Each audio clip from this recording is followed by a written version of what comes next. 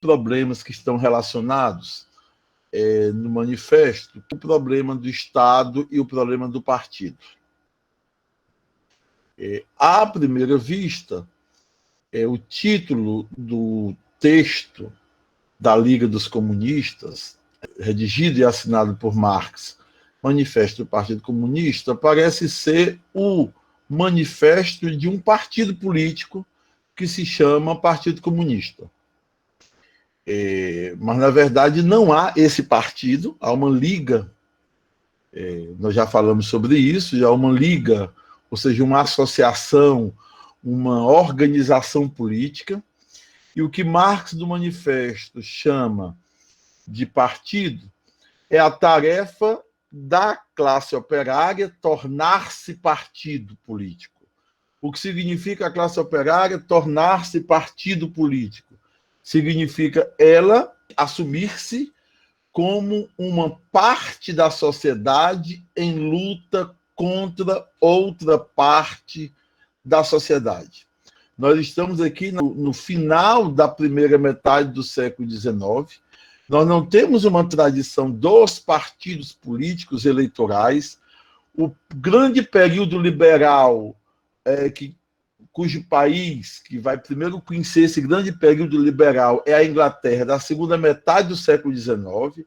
Nós não temos, portanto, os partidos parlamentares eleitorais que nós conhecemos a partir da segunda metade do século XIX.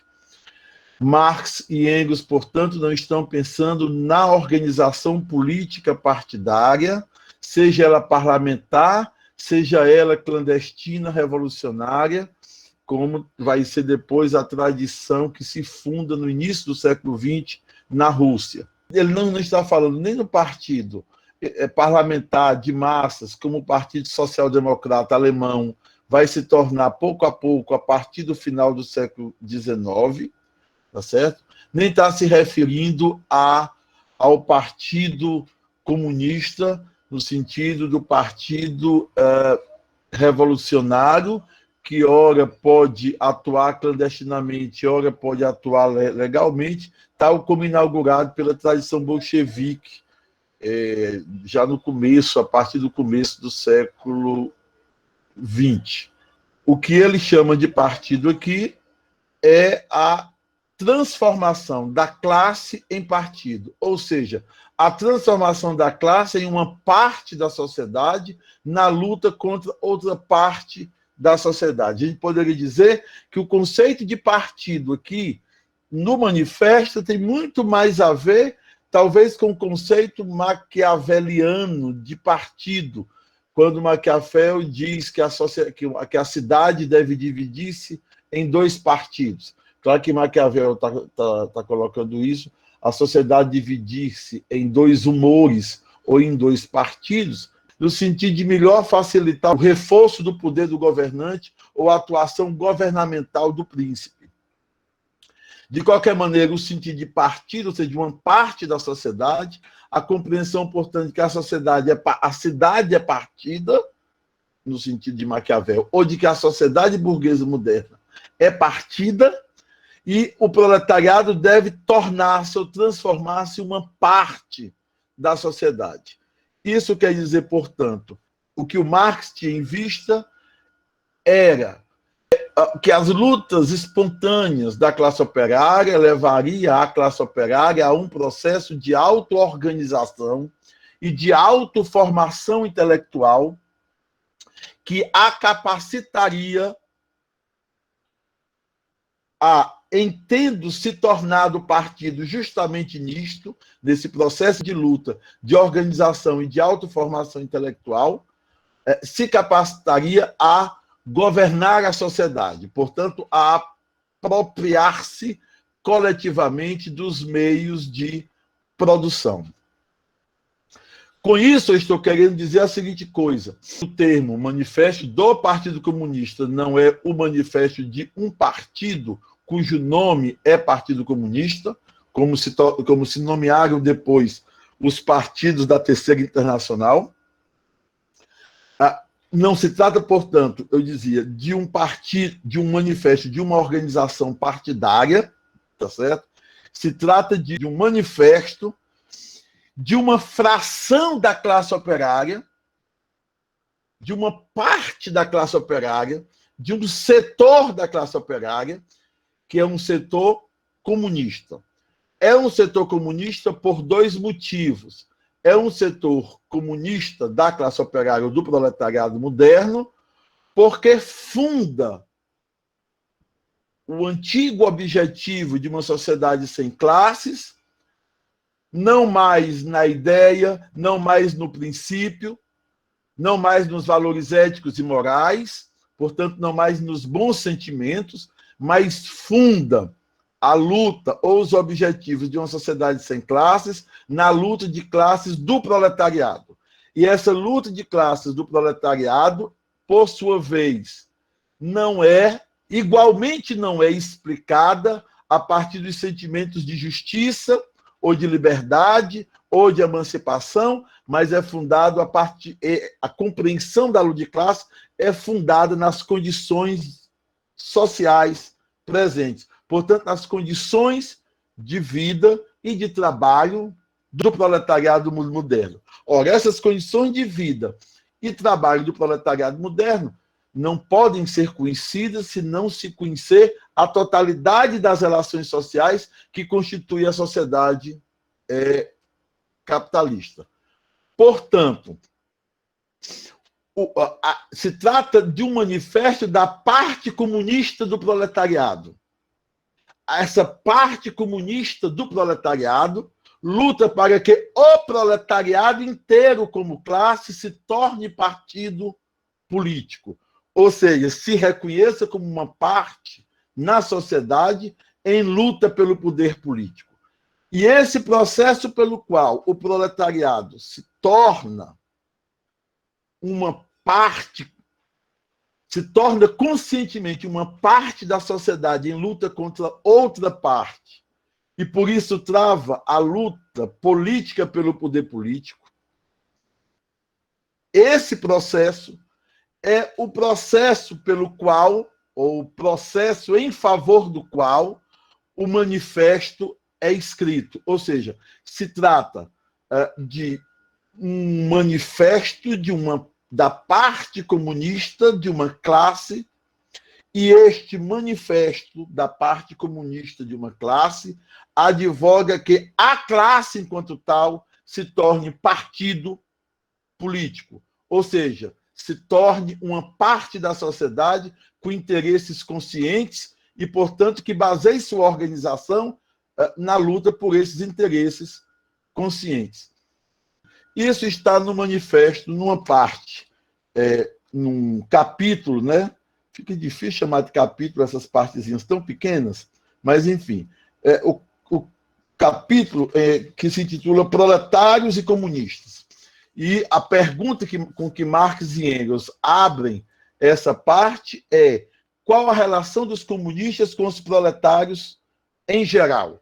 Primeira resposta: os comunistas não constituem um partido particular diante de outros partidos operários. Não tem... Bom, essa já define. Os comunistas, portanto, não são um partido à parte do restante da classe operária ou das formas de organização da classe operária. Por quê? Por dois motivos. Eles não têm interesses distintos dos interesses do conjunto do proletariado. Se trata, portanto, da luta para que o conjunto do proletariado se constitua numa parte ou num partido com determinados interesses. E que interesses são esses? É a luta para que o proletariado, em se constituindo partido, assuma para si a luta comunista. Né? E o que é essa luta comunista? Ele diz no 5º parágrafo. Os comunistas distinguem-se dos outros partidos, das outras partes, dos outros grupos, das outras frações ou setores da classe operária, apenas em 2 pontos. Eu sei que já falei isso no nosso primeiro encontro e no nosso segundo encontro, né? Porque isso é fundamental. De um lado, nas diversas lutas nacionais dos proletários, Os comunistas destacam e fazem prevalecer os interesses comuns, independentes da nacionalidade, de todo o proletariado. Portanto, os comunistas são aquela parte do proletariado que tem a compreensão de que a luta do proletariado é mundial, é internacional. Portanto, em toda luta nacional faz prevalecer os interesses internacionais. De outro lado, nas diferentes fases de desenvolvimento, porque passa a luta entre o proletariado e a burguesia, representam sempre os interesses do movimento em seu conjunto. Ou seja, em cada luta diária, em cada luta cotidiana, em cada luta conjuntural, eles representam, expressam os interesses últimos do movimento, que é a abolição da divisão da sociedade em classes sociais. Na prática, dizem Marx e Engels, portanto, os comunistas constituem a parte mais resoluta dos partidos operários de todos os países. Lembrando que partido operário aqui não é partido institucional, é a classe feita partido de todos os países. A parte que impulsiona sempre mais adiante, o que significa impulsionar sempre mais adiante os interesses internacionais e os interesses últimos. Quanto à teoria, tem sobre o restante da massa do proletariado a vantagem de uma compreensão das condições, do andamento e dos resultados gerais do movimento proletário. O que eu quero é articular isso, que eu acho que eu já tentei no nosso encontro passado, articular isso com outra coisa. Articular isso com a concepção que ele tem de teoria. Quando ele diz, logo depois, o objetivo imediato dos comunistas é o mesmo que de todos os partidos proletários. 2 pontos. Constituição do proletariado em classe. Derrubada da dominação da burguesia, conquista do poder político pelo proletariado. Ora, a constituição do proletariado em classe quer dizer a constituição do proletariado em uma classe que tenha consciência ou que assuma conscientemente os objetivos da dissolução das condições atuais de existência, condições de existência nas quais ele se encontra submetido ao poder e à exploração do capital. Ora, portanto, a constituição do proletariado em classe, eu interpreto como sendo a própria tarefa da constituição do proletariado em partido, né? Cujo objetivo é a derrubada da dominação da burguesia e a conquista do poder político pelo proletariado. Dito isso, vem aquele parágrafo sobre o qual a gente se deteve nos nossos encontros anteriores. As proposições teóricas dos comunistas não se baseiam de forma alguma em ideias, princípios inventados ou descobertas por esse ou aquele reformador do mundo. São apenas a expressão geral das condições efetivas de uma luta de classes já existente, de um movimento histórico que se desenrola sob os nossos olhos. O que eu quero dizer é o seguinte, são 2 coisas que estão articuladas.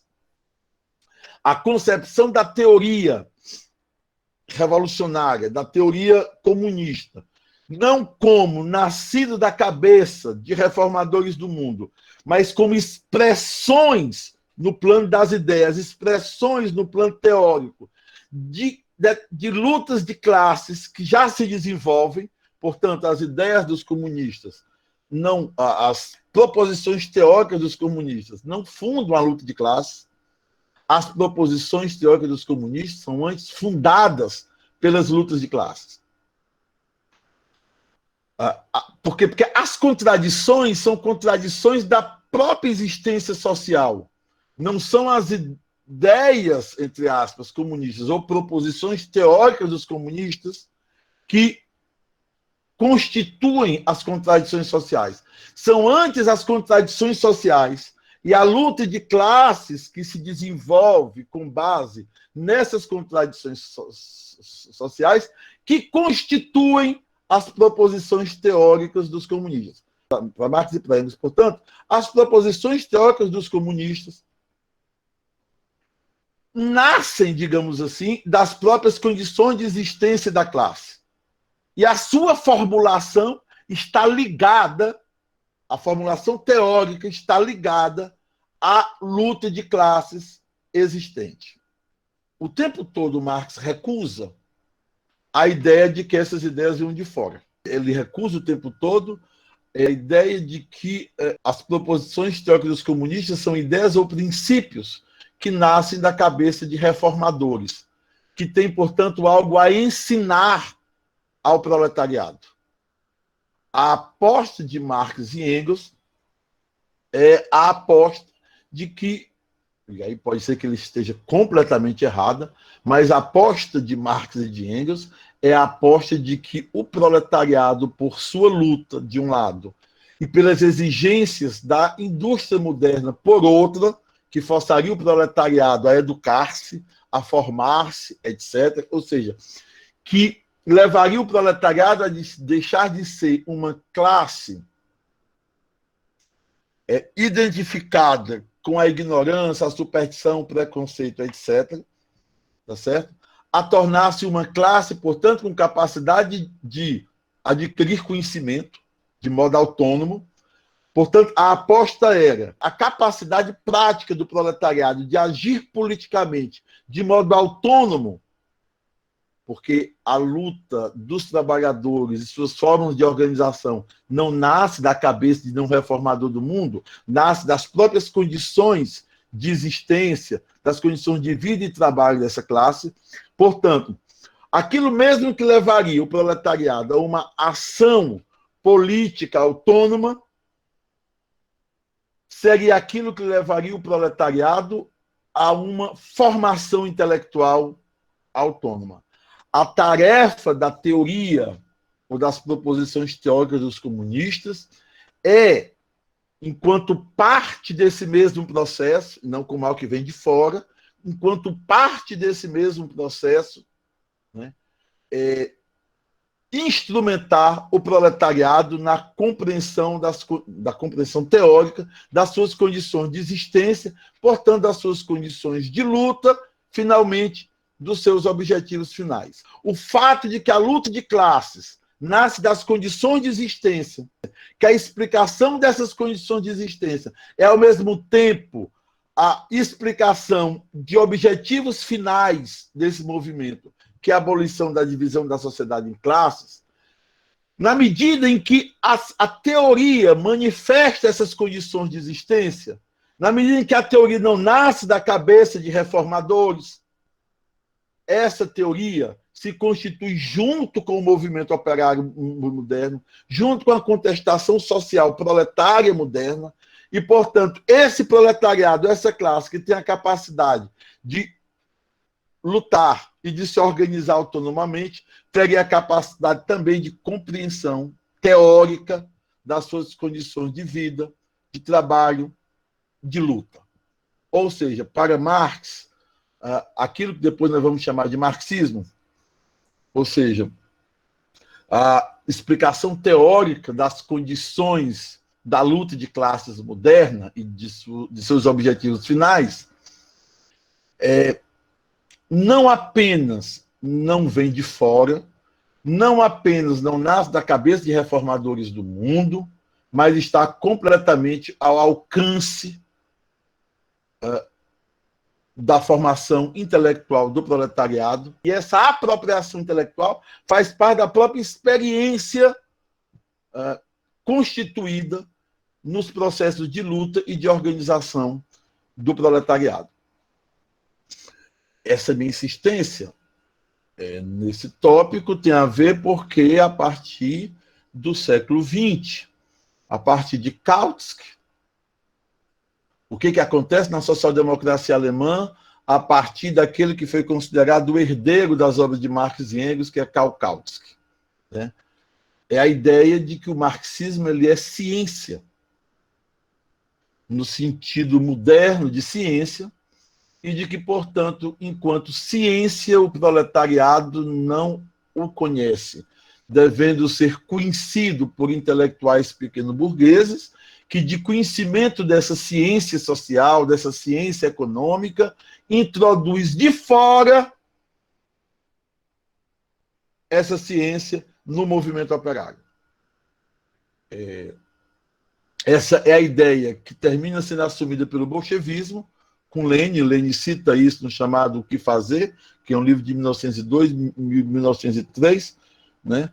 Que é, enfim, a ideia de que a teoria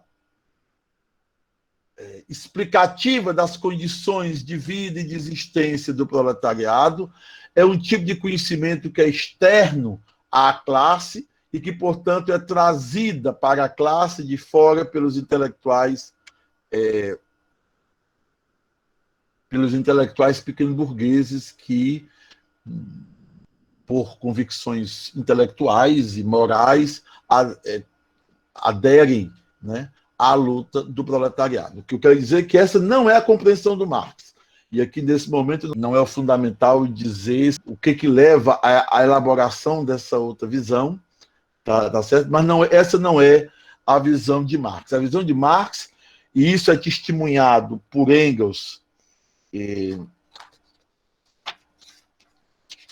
vários prefácios após a morte de Marx, tá certo? Eu quero edição inglesa de 1888, tá? 5 anos após a morte de Marx, certo? O que o Engels diz? Aí eu vou ler, porque isso ele se repete. Ele diz: Marx, que redigiu esse programa de modo a satisfazer todos os partidos, confiava inteiramente no desenvolvimento intelectual da classe operária, que resultaria certamente da ação unitária e da discussão mútua. Os acontecimentos e as vicissitudes da luta contra o capital, as derrotas, ainda mais que as vitórias, não poderiam deixar de fazer com que os homens tomassem consciência da insuficiência de suas panaceias favoritas e de abrir caminho para uma completa compreensão das verdadeiras condições de emancipação da classe operária. Bom, quem lê apenas o final dessa parte, parece que é uma luta da ciência contra a panaceia, mas eu queria chamar a atenção para duas coisas e repetir a primeira parte do que eu li. Marx, que redigiu esse programa de modo a satisfazer todos os partidos, confiava, essa é a aposta política fundamental de Marx na teoria e, portanto, na política, confiava inteiramente no desenvolvimento intelectual da classe. E esse desenvolvimento intelectual resultaria certamente de duas coisas, diz Engels: da ação unitária e da discussão mútua. Ou seja, vou repetir, gente. O desenvolvimento, o Marx, são 3 teses aqui. Marx confiava inteiramente no desenvolvimento intelectual da classe operária. Portanto, confiava inteiramente que a classe operária poderia se apropriar-se como dela a teoria.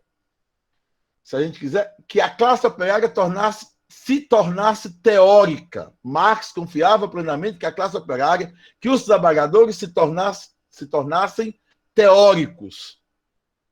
2, de onde viria isso? Viria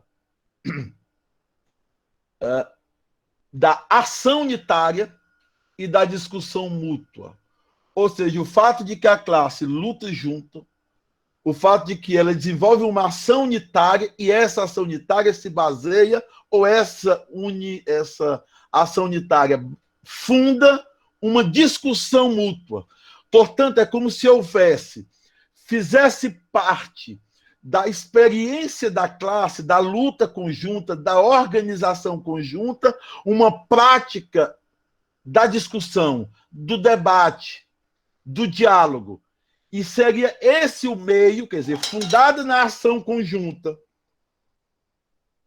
e no debate que essa ação conjunta permite, essas seriam as condições do desenvolvimento intelectual da classe operária.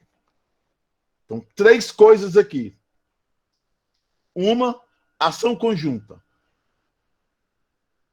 2, debate, discussão mútua. Em consequência, desenvolvimento intelectual. Vou repetir para insistir numa interpretação. A ação conjunta possibilita o debate, a discussão. Só um parêntese aqui. O Nietzsche diz: só há comunicação na ação comum. Portanto, a ação comum permite a comunicação. Aqui tem algo parecido nesse prefácio de Engels. Ele diz: a ação comum permite a discussão mútua. E é essa discussão mútua que leva ao desenvolvimento intelectual da classe operária. Onde é que está a teoria do Marx nisso? A teoria do Marx está nisso aí como parte da cultura mantida, produzida no movimento operário. Né? A aposta é que o movimento operário, que a classe operária, que o proletariado tenha interesse em conhecer, que os trabalhadores tenham interesse em conhecer. Né?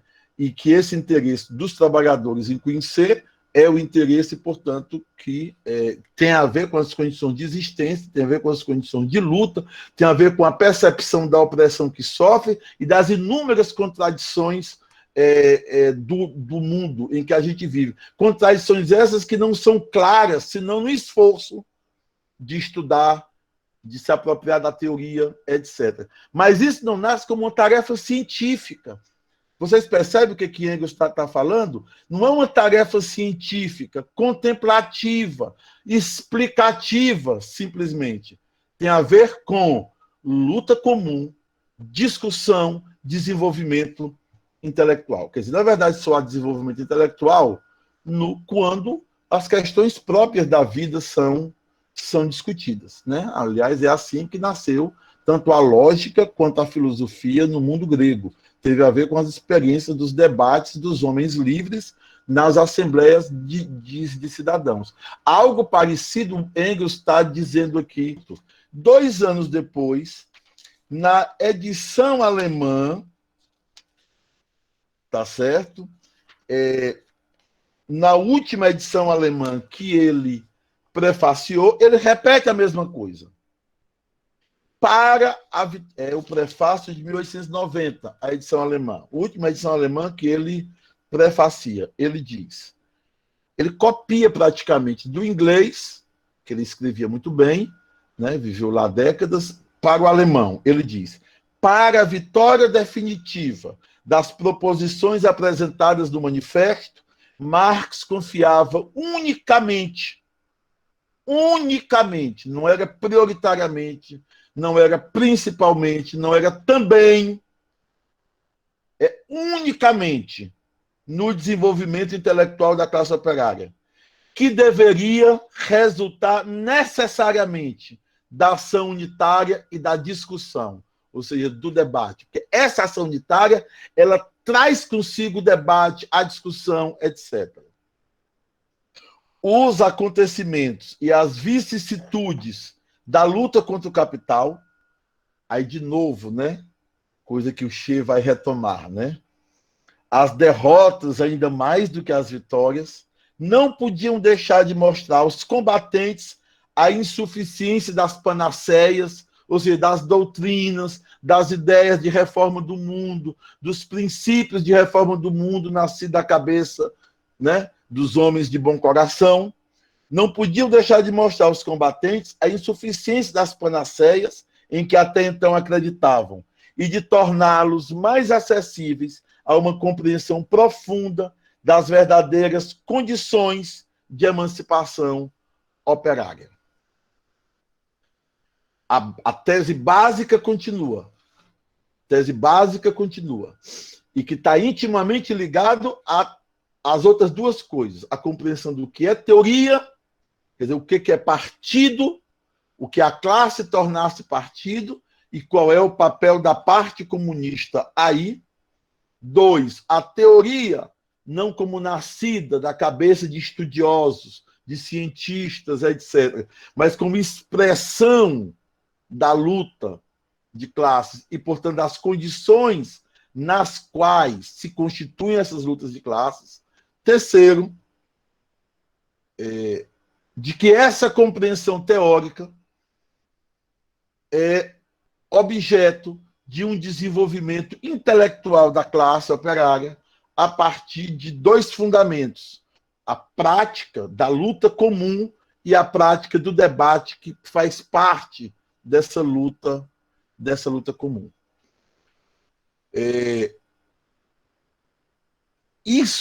Essa compreensão do Marx, ele expressou no manifesto, é expresso o tempo todo aí, é expresso nesses últimos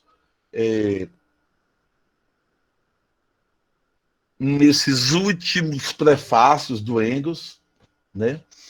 É expresso no documento que o Marx, em 64, escreveu para a Associação Internacional dos Trabalhadores: a emancipação dos trabalhadores é obra dos próprios trabalhadores. Então, para Marx, essa afirmação, a emancipação dos trabalhadores é obra dos próprios trabalhadores, tem a ver com esse conjunto de concepções a que eu me referi aqui. A compreensão de que a luta de classes se dá a partir de condições de existência, de trabalho, são as relações de produção, etc. De que o que explica essa luta de classes é o que explica também os objetivos, os finais possíveis dessa luta de classes.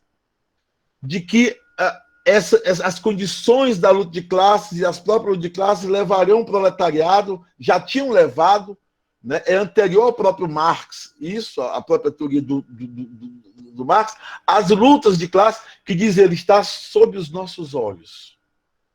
E de que essa autonomia política do proletariado em suas lutas e forma de organização levaria também ao desenvolvimento intelectual da classe operária a partir das lutas e do debate.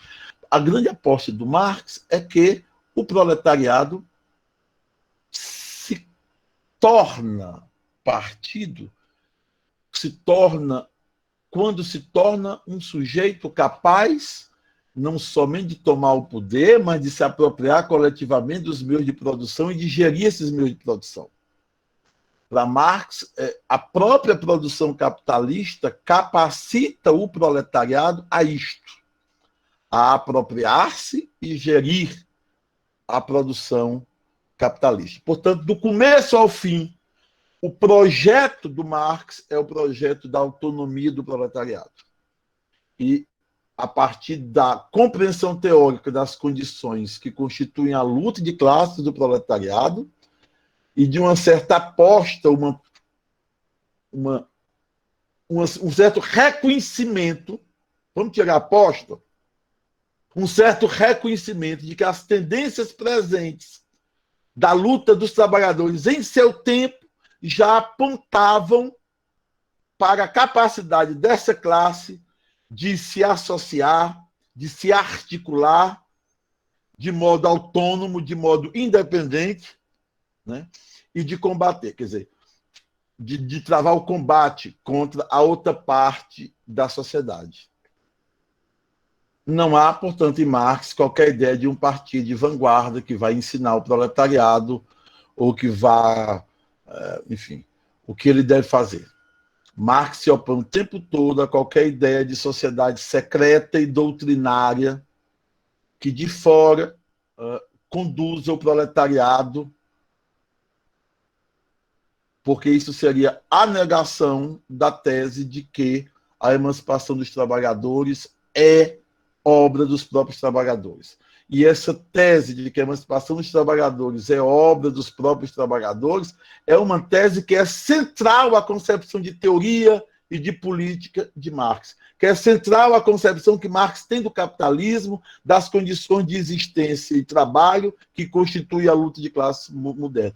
Essa classe que, pelas próprias condições do trabalho capitalista, é levada à aquisição de conhecimento, essa classe, na luta comum e na discussão que essa luta comum produz, se capacita a um desenvolvimento intelectual.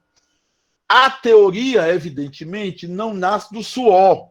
O que Marx está dizendo é que seu próprio esforço teórico é inseparável da ligação dele com o movimento operário, da relação dele com o movimento operário.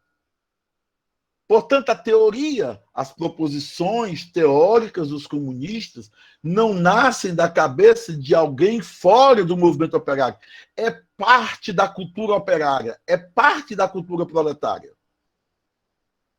Teoria pela qual os operários se interessam a partir das suas lutas, do seu debate, do seu diálogo comum, e do seu interesse intelectual nascido dessa luta comum e, de algum modo, viabilizado, conhecimento viabilizado, tá certo? Pela formação intelectual que a própria produção capitalista exige dos operários. Essa aposta poderia ocorrer na Rússia? Não. Onde os operários eram 6% da população e a maioria da população era camponesa e analfabeta. Ali talvez se justificasse a ideia de um partido totalmente separado da classe, que de fora e que produz uma cultura e que se apropria de uma cultura que o restante da classe não tem. Mas talvez isso tenha a ver com o que aconteceu depois também lá, né? Então, a ideia de partido, o que é partido aí, o que é teoria aí, quais são as condições de desenvolvimento da luta de classes aí, e, portanto, o grande projeto de emancipação social, né, o pessoal está gostando muito de falar ultimamente de emancipação humana, mas o humano é um conceito abstrato, de emancipação social e de emancipação do proletariado, que tem a ver com uma certa capacidade do proletariado de apropriar-se, né, do conhecimento e produzir um conhecimento que torne claro para ele as suas condições de vida e de existência. Ligado a essa questão tem uma outra, que é o problema do Estado. Essa mesma segunda parte do Manifesto de Proletários e Comunistas termina com um programa de exigências para a revolução que se avizinhava, que era a Revolução de 1848, tá? E grande parte desses 8 eu não vou ler, eu proponho que vocês leiam. Na segunda parte, Proletários e Comunistas tem um programa de exigências de 10 medidas. Expropriação da grande propriedade fundiária e emprego da renda da terra nas despesas do Estado. Imposto fortemente progressivo. Se é imposto, tem Estado. Abolição do direito de herança. Confisco da propriedade de todos os emigrados e rebeldes. Centralização do crédito nas mãos do Estado, por meio de um Banco Nacional com capital do Estado e monopólio exclusivo. Centralização dos meios de transporte nas mãos do Estado. Multiplicação das fábricas nacionais e dos instrumentos de produção. Cultivo, blá, blá, blá. Bom, em geral, um programa, portanto, digamos assim, estatizante. É uma ideia de que o proletariado toma o poder de Estado e estatiza as coisas. Certo? Essa ideia do manifesto é debatida por Marx e Engels no prefácio da edição alemã de 1872. Eles dizem o seguinte, que essas medidas do manifesto de 1848 estão totalmente ultrapassadas. Eles dizem, aí eu vou ler aqui um texto mais ou menos longo, peço paciência para vocês.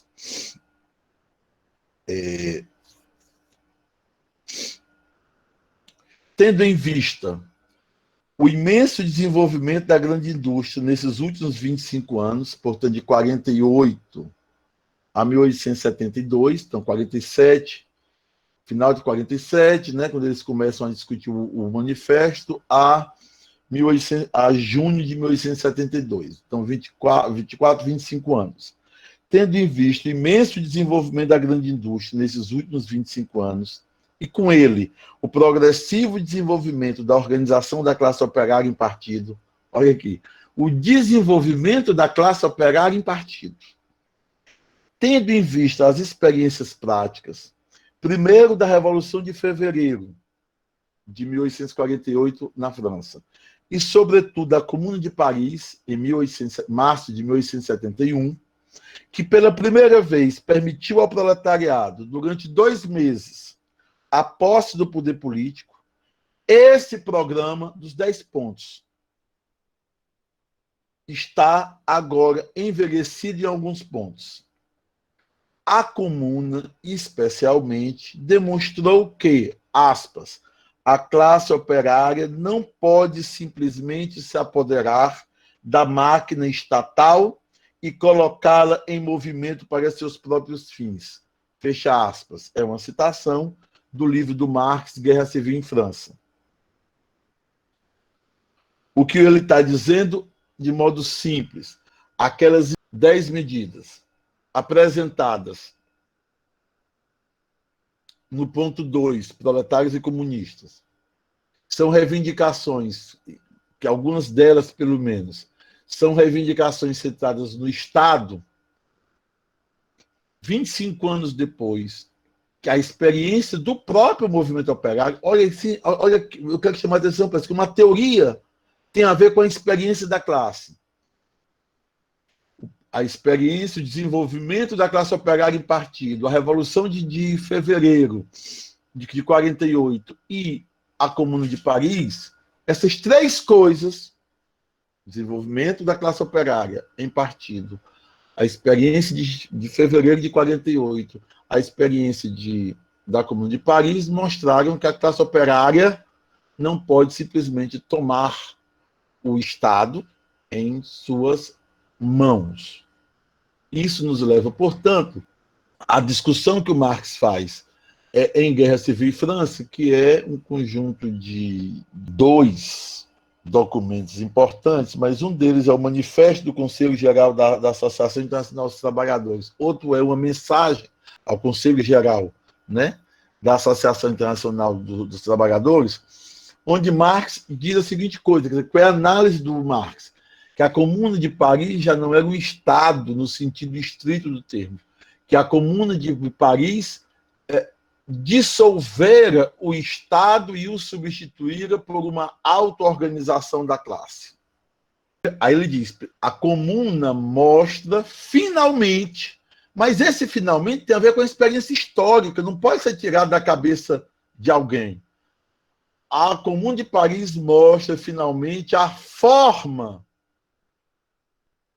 Deixa eu consertar, gente. A Comuna de Paris mostrou a forma finalmente encontrada, a forma política finalmente encontrada da emancipação social do proletariado. O que é esta forma política finalmente encontrada da emancipação social do proletariado? É um poder do proletariado que não é mais Estado.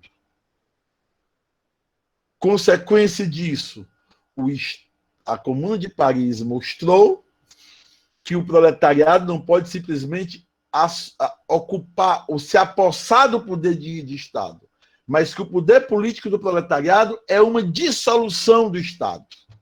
E essa forma política de dominação, que não é mais Estado, é a forma política finalmente encontrada da emancipação social do proletariado. De onde é que Marx tira isso? O que separa isto que Marx diz na Guerra Civil em França e que ele e Engels citam muito parcialmente aqui nesse manifesto de 1872. O que separa esses documentos, a Guerra Civil de 71 e o prefácio de 72 do Manifesto do Partido Comunista, do próprio Manifesto do Partido Comunista em 1848, em cujo ponto 2, o conjunto de reivindicações é muito centrado no Estado. O que separa uma coisa da outra é a experiência do movimento operário.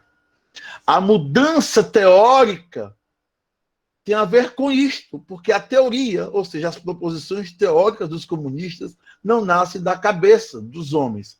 Portanto, é a própria luta de classes, as três coisas que eles dizem: o desenvolvimento da classe operária em partido político, a Revolução de Fevereiro de 48 e a Comuna de Paris de 1871, mudam essa experiência, e principalmente desses três eventos, muda ou aponta para Marx como aquele programa muito centrado no Estado estava errado. E estava errado por quê?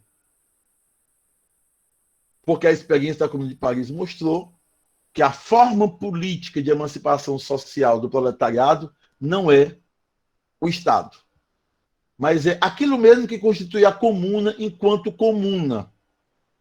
E o Engels, ele diz duas coisas que nos interessam. Uma é que ele diz o seguinte, que não tem mais por que chamar de Estado. Não tem sentido, porque já se sabe que não é Estado. Talvez a palavra que em francês corresponde à palavra alemã Gemeinschaft, comunidade. Comunidade em alemão, commune é em francês. Né? O communauté em francês, comunidade. Ou seja, já não se trata mais de uma ideia de estatização dos meios de produção. Essa não é a forma política adequada à emancipação social do proletariado, mas sim a substituição do Estado por uma comunidade, né? Por uma comuna, né? Que já não é, portanto, mais Estado. Quer dizer, o poder do proletariado já não é o Estado, porque o Estado não é mais a forma política. A própria experiência histórica mostrou que o Estado não é a forma política adequada à emancipação do proletariado. E a segunda frase que me parece importante é: quereis saber o que é a ditadura do proletariado, olhai a Comuna de Paris. Não se trata, portanto, de dizer que não é ditadura do proletariado. Se está dizendo que a ditadura do proletariado não é Estado. A ditadura do proletariado é o poder comum, o poder comunal, o poder comunitário da classe sobre sua vida comum. No século XX, e com isso eu concluo o curso, no século XX nós nos educamos. Vocês não tem nada a ver com isso, pelo amor de Deus. Mas no século XX, eu comecei minha militância no século XX, no século XX nós nos educamos a ideia de partido e de Estado. Né? O Partido Revolucionário, o Partido Comunista, o Partido sei lá o quê, partido de vanguarda, era aquele que era, digamos assim, constituído por aqueles que tinham conhecimento teórico e que levariam esse conhecimento teórico de fora para dentro da classe. E o que esse conhecimento supostamente teórico dizia que era preciso a classe operária tomar o poder político de Estado através desse partido. Portanto, o partido assume o poder político em nome do proletariado, na medida em que o partido político é quem tem o conhecimento da teoria da emancipação do proletariado. Bom, nós sabemos em que isso deu, né? O que isso deu e em que isso está dando, por exemplo, nesse regime capitalista de Estado que é a China. Né? O que eu tentei mostrar aqui, especificamente na exposição de hoje, é que, pelo menos na bibliografia consultada e exposta aqui, isso não se baseia, não é essa a compreensão teórica de Marx. Poderíamos ir para outros textos, por Capital, por Crítica ao Programa de Gotha, etc., mas seria outro curso e não um curso sobre o Manifesto do Partido Comunista. O Manifesto de 1848 me permite, com o prefácio de 1872 e a Guerra Civil em França, e me parece suficiente. O que eu quero chamar a atenção é que seja no caso do partido, seja no caso do Estado, isto isto é coerente, digamos assim, ou se funda, né, nesse elemento que me parece tão fundamental a Marx e a Engels, que a emancipação dos trabalhadores é obra dos próprios trabalhadores. Está concluído o nosso curso.